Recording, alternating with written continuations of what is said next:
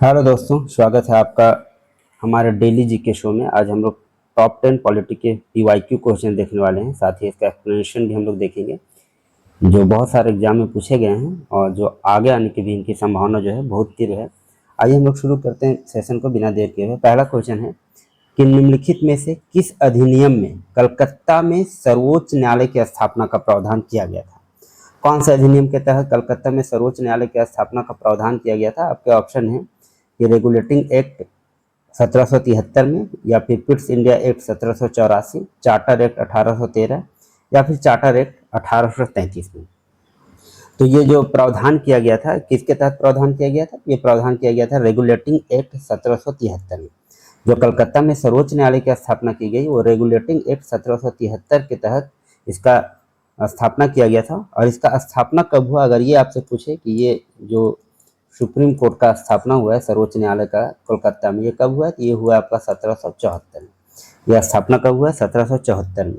अगर ये पूछे कि इसके प्रथम मुख्य न्यायाधीश कौन थे, प्रथम मुख्य न्यायाधीश अगर पूछा जाए, प्रथम मुख्य न्यायाधीश कौन थे, तो प्रथम मुख्य न्यायाधीश कौन थे आपके? क्या आपको इसका जवाब पता है? प्रथम मुख्य न्यायाधीश, प्रथम मुख्य न्यायाधीश से इसके सर एलिजा इम्पे। कौन से? Sir Elijah Impey. Sir Elijah Impey ये इसके प्रथम मुख्य न्यायाधीश थे। आइए हम लोग नेक्स्ट प्रश्न देखते हैं। नेक्स्ट प्रश्न है कि किस अधिनियम के द्वारा ब्रिटिश संसद ने चाय और चीन के साथ व्यापार को छोड़कर ईस्ट इंडिया कंपनी के भारत के साथ व्यापारिक एकाधिकार को समाप्त कर दिया था? किसके साथ सिर्फ व्यापार करने का अनुमति दिया गया था? चाय और चीन के साथ व्यापार को छोड़कर ईस्ट इंडिया कंपनी का जो भारत के साथ व्यापारिक एकाधिकार समाप्त कर दिया गया था। तो किस अधिनियम के तहत किया गया था, ये पूछा जा रहा है। आपके ऑप्शन है 1813 का चार्टर अधिनियम, दूसरा ऑप्शन है 1833 का चार्टर अधिनियम, तीसरा ऑप्शन है आपका 1853 का चार्टर अधिनियम, या फिर चौथा ऑप्शन है 1873 का चार्टर अधिनियम। तो ये जो चाय और चीन के साथ जो व्यापार का एकाधिकार दिया गया था और बाकी एकाधिकार को व्यापारिक एकाधिकार जो ईस्ट इंडिया कंपनी का था वो समाप्त कर दिया गया था। किसके तहत किया गया था? ये किया गया था 1813 के चार्टर अधिनियम के तहत। अच्छा, ये 1833 का जो चार्टर अधिनियम के द्वारा क्या किया गया? तो 1833 के चार्टर अधिनियम के द्वारा कंपनी के समस्त व्यापारिक कार्य समाप्त कर दिए गए थे। इसके तहत क्या किया गया था?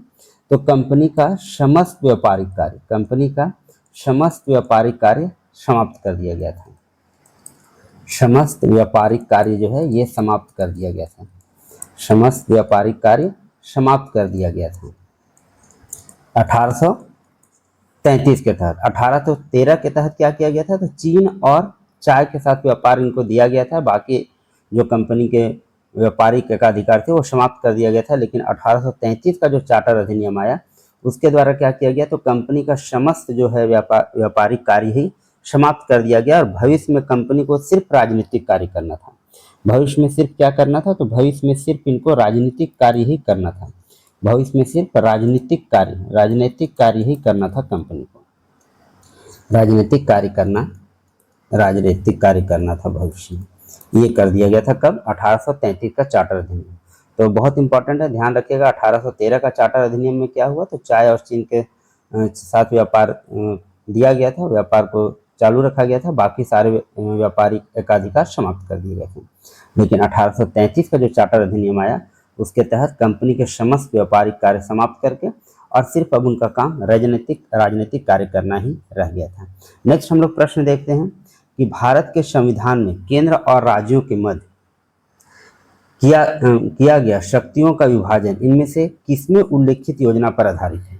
भारत के संविधान में जो केंद्र और राज्यों के मध्य शक्ति का विभाजन किया गया है तो किसके तहत ऐसा किया गया है? आपके ऑप्शन दिए गए हैं कि मॉर्ले मिंटो सुधार 1909, मॉन्टेग्यू चेम्सफोर्ड सुधार 1919, या फिर भारत सरकार अधिनियम 1935, या फिर भारतीय स्वतंत्रता अधिनियम 1947। तो ये जो केंद्र और राज्यों के बीच शक्तियों का विभाजन हुआ था किसके आधार पे हुआ था? तो ये हुआ था भारत सरकार अधिनियम 1935 के अकॉर्डिंग। किसके अकॉर्डिंग हुआ था? तो भारत सरकार अधिनियम 1935 के अकॉर्डिंग जो है ये केंद्र और राज्यों के मध्य शक्तियों का विभाजन किया गया था। इसमें इस अधिनियम की 7वीं अनुसूची में संघीय, राज्य और समवर्ती सूची में विभाजन किया गया था। क्या 7वीं अनुसूची में क्या किया गया? तो 7वीं अनुसूची में संघ, केंद्र और संघ, राज्य और समवर्ती सूची बनाया गया। 3 सूची बनाया गया था। एक बनाया गया था संघ सूची, दूसरा बनाया गया था राज्य सूची और तीसरा बनाया गया था आपका समवर्ती सूची। ये बनाया गया था समवर्ती सूची। ये किसके तहत हुआ है? तो भारत सरकार अधिनियम जो 1935 है उसके अकॉर्डिंग केंद्र और राज्यों के मध्य शक्ति का विभाजन किया गया और 7वीं अनुसूची में 3 सूचियां डाली गई। 7वीं अनुसूची में संघ सूची, राज्य सूची और समवर्ती सूची का बांटा गया। इसके तहत एक और काम किया गया। अगर ये बोला जाए कि प्रांतों में द्वैध शासन किस अधिनियम के तहत समाप्त किया गया, ये भी आपका आंसर क्या होगा? 1935। इसमें क्या किया गया? तो प्रांतों में द्वैध शासन समाप्त कर दिया गया।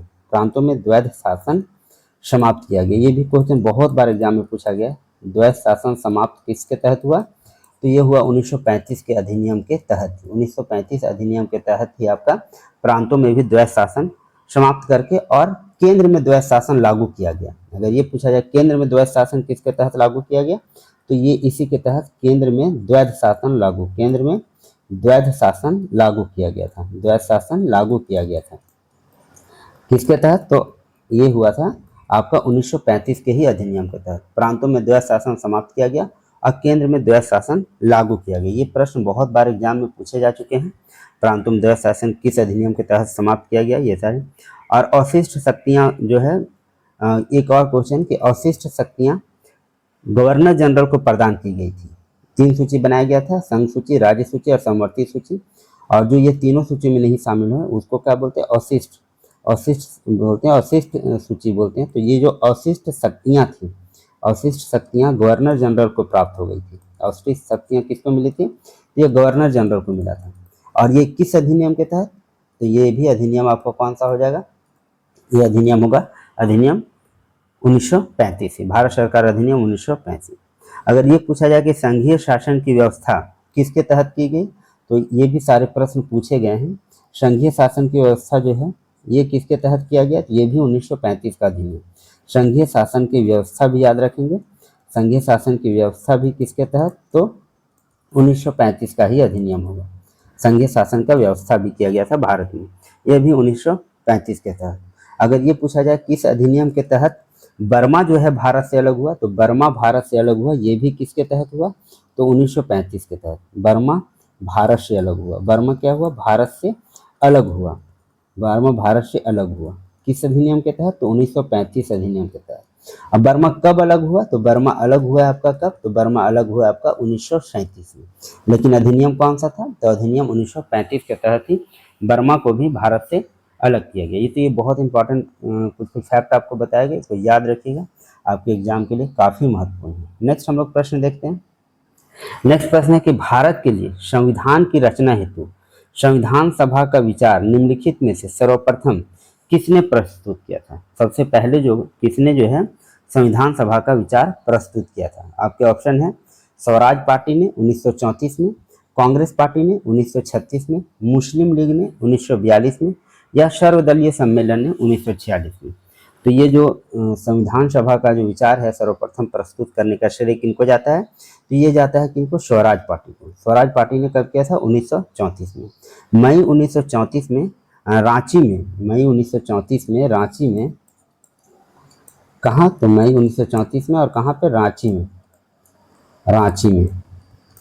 रांची में स्वराज पार्टी ने आत्मनिर्णय के अधिकार की मांग की और एक प्रस्ताव पारित किया जिसमें कहा गया कि वयस्क मताधिकार के आधार पर निर्वाचित भारतीयों की एक संविधान सभा होगी। इन्होंने क्या कहा कि जो संविधान सभा होगी वो कैसे होगी? तो वयस्क मताधिकार के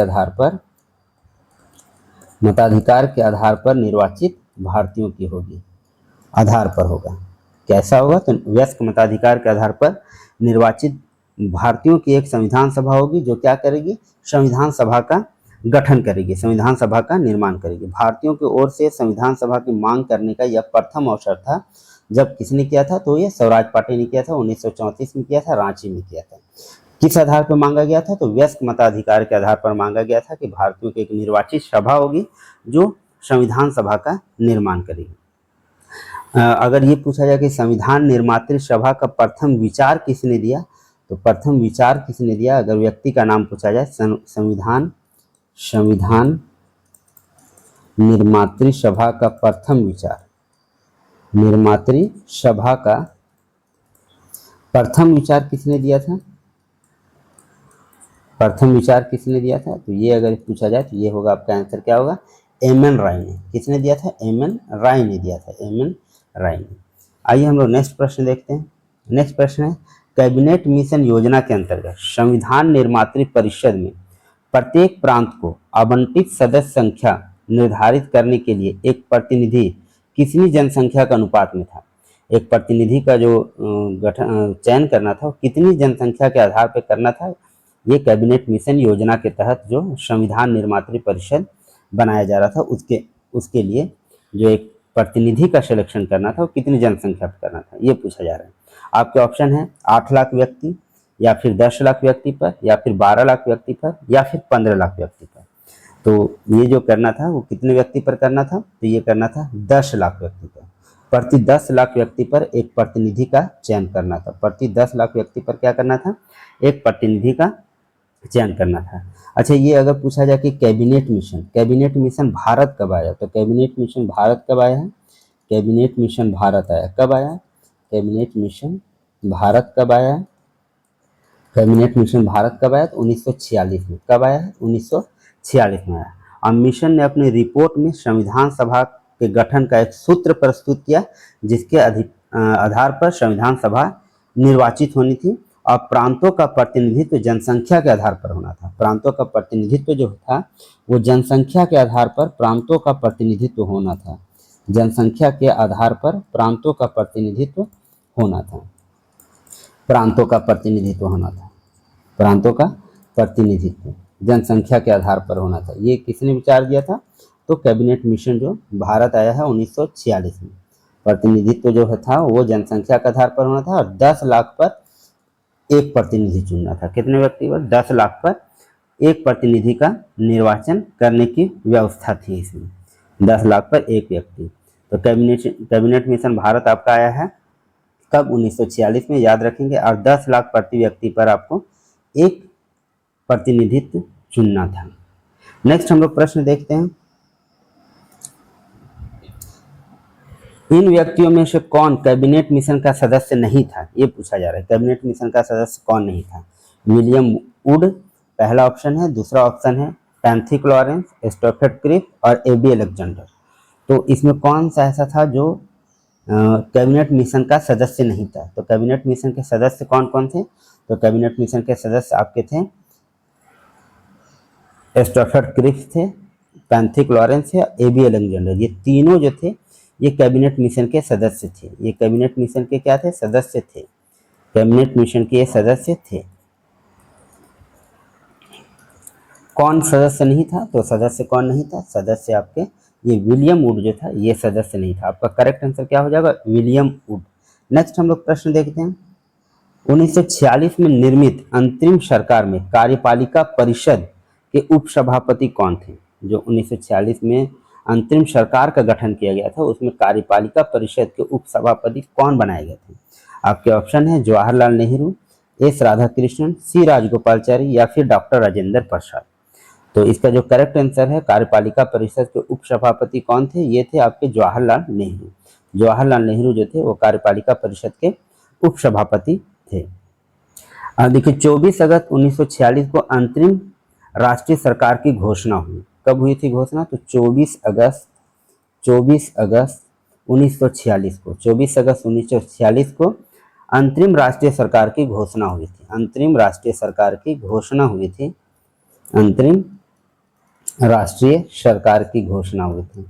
अंतरिम राष्ट्रीय सरकार की घोषणा हुई थी कब?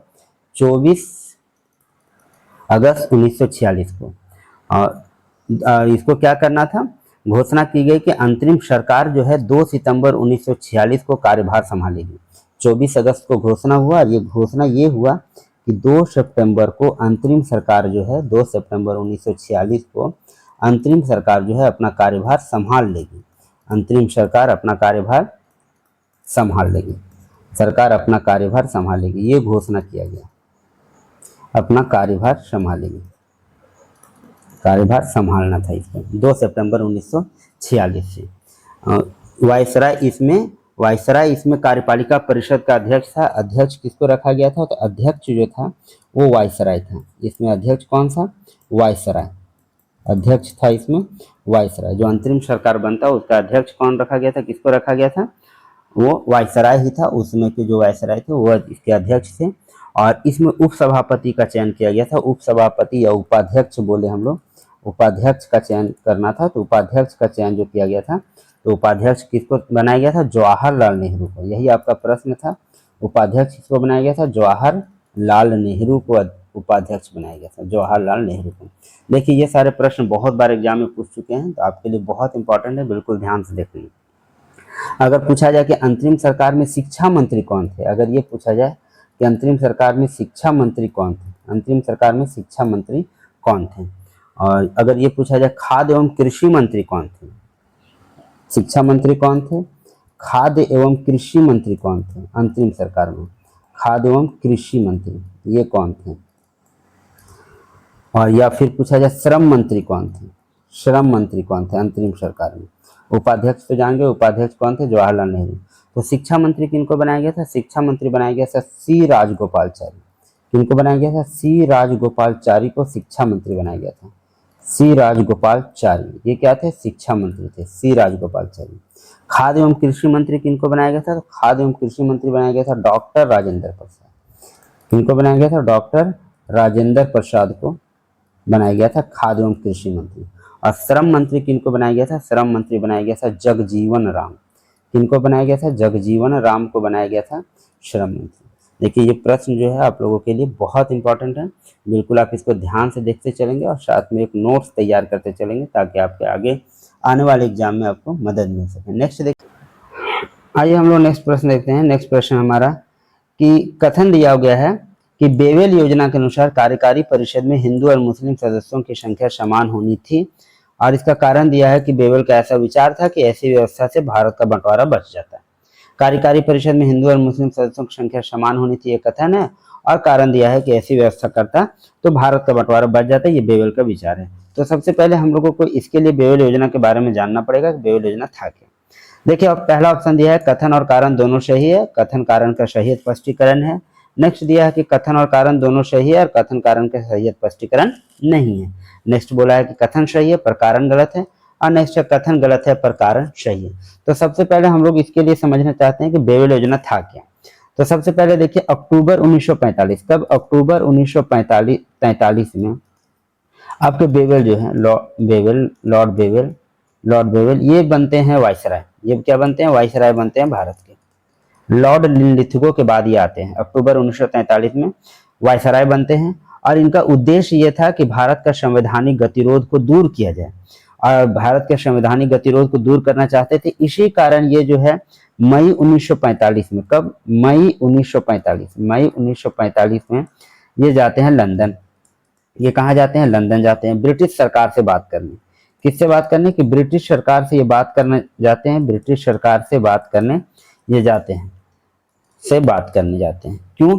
ताकि भारत में संवैधानिक गतिरोध को दूर करने के लिए कुछ प्रस्ताव पेश करते हैं। और इनका जो प्रस्ताव है, यही प्रस्ताव जो है जून 1945 में इन प्रस्तावों को सार्वजनिक किया जाता है। जून 1945 में यही प्रस्तावों को सार्वजनिक किया जाता है। यही प्रस्ताव क्या किया जाता है? जून 1945 में सार्वजनिक किया जाता है, जिसको हम लोग बोलते हैं बेवेल योजना। जिसको क्या बोलते हैं? बेवेल योजना। अब बेवेल योजना में ये क्या क्या देते हैं, क्या क्या अपना प्रस्ताव देते हैं, ये हम लोग जानते हैं। इन्होंने ये कहा था कि कार्यकारी परिषद में, जो कार्यकारी परिषद है उसमें मुसलमानों और हिंदुओं की संख्या बराबर होनी चाहिए। ये बोले थे कि मुसलमान और हिंदू की संख्या बराबर होनी चाहिए कार्यकारी परिषद में। हिंदू की संख्या बराबर होनी चाहिए कार्यकारी परिषद में, बराबर होनी चाहिए। किसमें? कार्यकारी परिषद में बराबर होनी चाहिए। इनका और जो प्रस्ताव था, ये प्रस्ताव था कि परिषद में वायसराय और कमांडर इन चीफ को छोड़कर, किनको किनको छोड़कर? तो वायसराय को और कमांडर इन चीफ को छोड़कर बाकी सारे जो पद होंगे वो भारतीय द्वारा भरे जाने चाहिए। सारे पद जो है ये दोनों को छोड़कर सारे पद जो हैं भारतीयों द्वारा भरे जाने चाहिए। सारे पद किनको देना चाहिए? भारतीयों को। कौन कौन पद को छोड़कर? वाइसराय और कमांडर इन चीफ, ये 2 पद को छोड़कर बाकी सारे पद भारतीयों के द्वारा भरा जाना चाहिए। और दूसरा ये भी बोला गया था कि शीघ्र ही शिमला में एक सम्मेलन बुलाया जाना चाहिए। कहाँ सम्मेलन बुलाया चाहिए? शिमला में एक सम्मेलन का भी प्रस्ताव रखे थे, शिमला में सम्मेलन बुलाया जाना चाहिए। और ये भी बोले थे कि युद्ध जैसे समाप्त हो जाए, सेकेंड वर्ल्ड वार चल रहा था उस समय, युद्ध समाप्ति के बाद भारतीयों द्वारा खुद का संविधान बनाया जाना, ये सब प्रावधान में शामिल था कि युद्ध समाप्ति के बाद भारतीयों द्वारा खुद का संविधान बनाया जाना, ये सारा प्रावधान जो बेविल योजना में शामिल था। पहला था कि मुसलमान और हिंदू की संख्या बराबर, वाइसराय और कमांडर इन चीफ को छोड़कर सारे सदस्य जो हैं वो भारतीय हों। सारे सदस्य कैसे हों? भारतीय हों।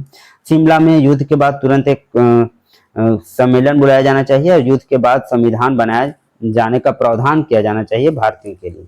तो ये सारे ये प्रावधान दिए गए थे, लेकिन इसमें इन्होंने हिंदू और मुस्लिम एकता पर कहीं जोर नहीं दिया। हिंदू और मुस्लिम एकता को पर कहीं जोर नहीं दिया।